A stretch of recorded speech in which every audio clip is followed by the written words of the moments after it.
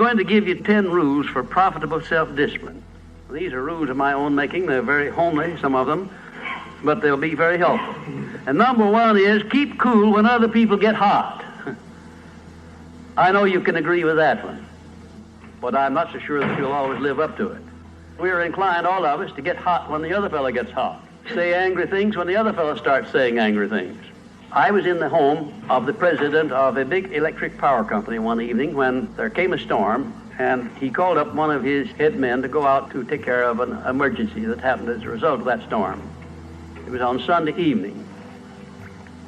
The man was gone about 2 hours, and when he came back, he came up on the front porch of the home of this man and called him out on the porch, and I never heard a man get such a tongue lashing in all my life as this president of the electric power company gets.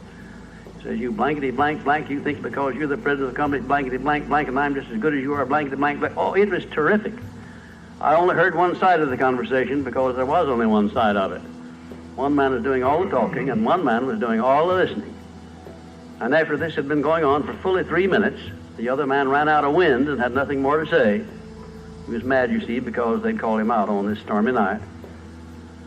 I heard the president close the door, and he came back, and he just smiled and said, why, the man was a little bit hot, wasn't he? That's all he said. A little bit hot, wasn't he? I expected any moment to hear fists begin to fly out there. But you see, there was a man who had risen to great heights of achievement financially, and he had done it by self-discipline in every respect. And he didn't propose to allow a workman who had been temporarily unbalanced by his anger to throw him off balance and make him stoop to that level. He just didn't propose to have that done. And you'll notice when you get into an argument with anyone, and you're apt to if you don't watch yourself, that if you just remain silent while the other fellow is blowing off his top, he finally gets to the point where he's got no more top to blow off. Then if you want to get in a few words of your own, that's a mighty good place to do it.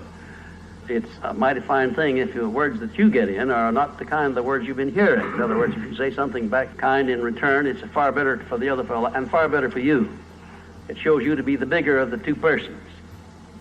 Now, anybody can get mad and blow his top because of what somebody does or says, and that's happening all the time.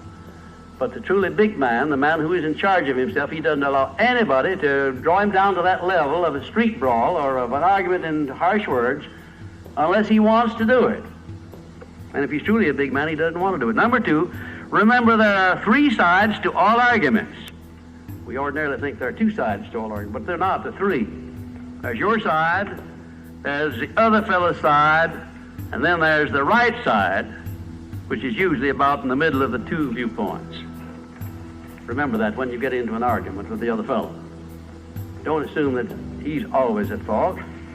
Maybe you're partly at fault too. Maybe neither one is totally at fault. The chances are, in all of the arguments I've ever heard, both parties were partly to blame in one way or another. I have never yet heard an argument where one party entirely was to blame, although I suspect there are such arguments at times. Number 3, never give directives to a subordinate when you're angry. If the matter is urgent, then cool off quickly.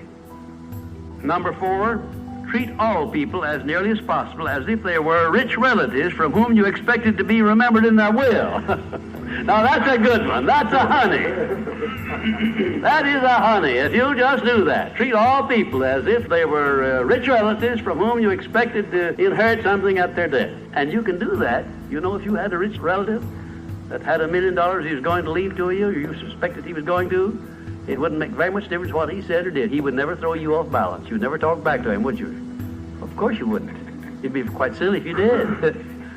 Keeping quiet for $1 million seems to me to be a very easy price to pay.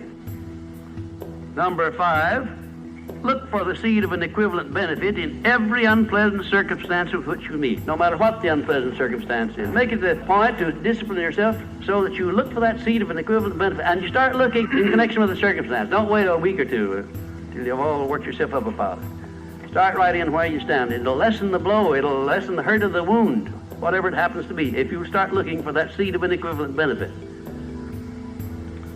And number 6, learn the almost forgotten art of asking questions and then listening to the answers instead of getting the other fellow told off. It gives you an awful lot of satisfaction when you're angry to get the other fellow told, doesn't it? And the temptation is very great to do that. I know, because I've been there many times. Don't do it. Be bigger than that. Listen to what the other fellow has to say, and then when somebody makes a statement that you're not sure about, learn to ask this one question. It's one of the most important questions in life. It'll serve more purposes than any other short question that I can think of. When somebody makes a statement that you're not sure about, or that you doubt, or that you question, ask a 4-word question. How do you know? And then wait for an answer and see him squirm. Oftentimes there is no answer. People make wild statements that they can't back up.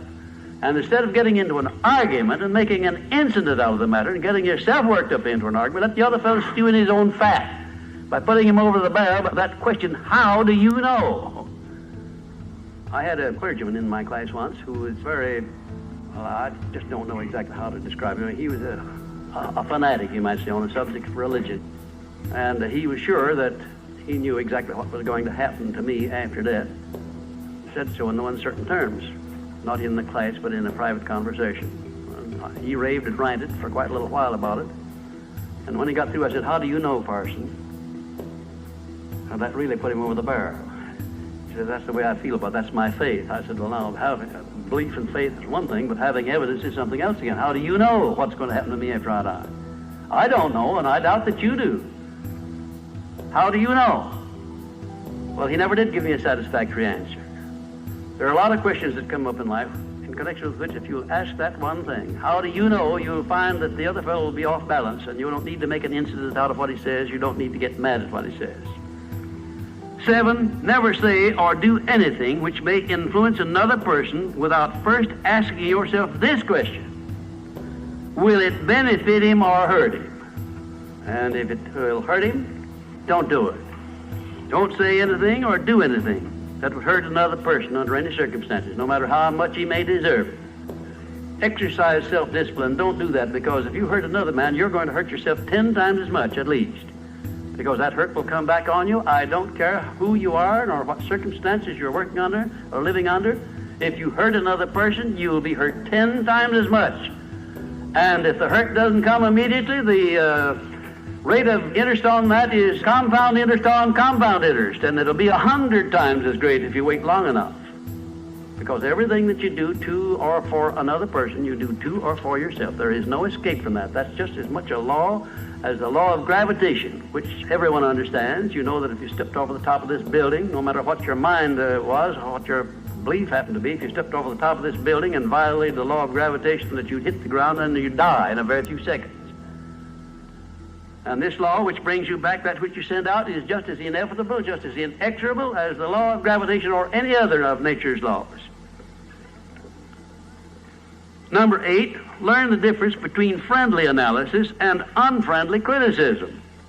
Then decide which you wish to live by in your relations with others. Now, friendly analysis is one thing and is welcomed by most sensible people. I don't object to friendly analysis of anything that I do, even though it's very unfavorable. If it's friendly analysis, I like it, because I can improve by it. But if it's unfriendly criticism, very obviously unfriendly criticism, and not analysis, well, then I resent it. I wouldn't be human if I didn't. How can I tell whether it's friendly analysis or unfriendly criticism? How would you go about telling? There are a lot of ways you can tell. You can tell by your relationship to the person who's making it, whether it's friendly or unfriendly to begin with. If it's an enemy, obviously I discount it right off the bat, because you almost know it's going to be unfriendly criticism. I can tell also by the tone of voice in which he does it, by the manner in which he does it. Because a man who engages in unfriendly criticism generally uses a few epithets along with it that clearly indicates that he's biased. If you have self-discipline, you're not going to be influenced by that kind of a person. And number 9, remember that a good leader in any calling is one who can take orders as cheerfully as he gives them. And number 10, last but not least, remember that tolerance in human relations is just as important as tolerance in the operation of mechanics.